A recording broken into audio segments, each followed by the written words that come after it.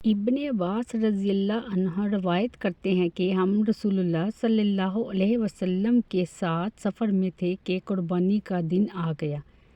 چنانچہ ہم نے گائے میں 7 افراد اور اونٹ میں 10 افراد کو شریک کر کے قربانی کی۔ رسول اللہ صلی اللہ علیہ وسلم نے ارشاد فرمایا، جس شخص نے جمعہ کی رات میں سورۃ دخان پڑھی تو اس کی مغفرت کر دی جائے گی۔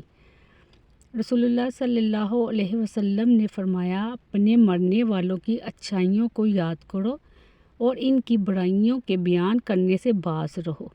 رسول اللہ صلی اللہ علیہ وسلم نے فرمایا، جب تم میں سے کسی کو غصہ آئے تو اگر وہ کھڑا ہو تو بیٹھ جائے، اگر غصہ ختم ہو جائے تو ٹھیک، ورنہ لیٹ جائے۔ رسول اللہ صلی اللہ علیہ وسلم نے فرمایا، جو شخص یہ چاہتا ہے کہ روز قیامت کو یوں دیکھے جیسے وہ اپنی آنکھوں سے دیکھ رہا ہے تو وہ یہ صورتیں پڑھا کرے: سورۃ تکویر، سورۃ انفطار اور سورۃ انشقاق۔ نبی کریم صلی اللہ علیہ وسلم سے سوال کیا گیا کہ کون سے اعمال سب سے زیادہ لوگوں کو جنت میں لے جانے کا سبب بنیں گے؟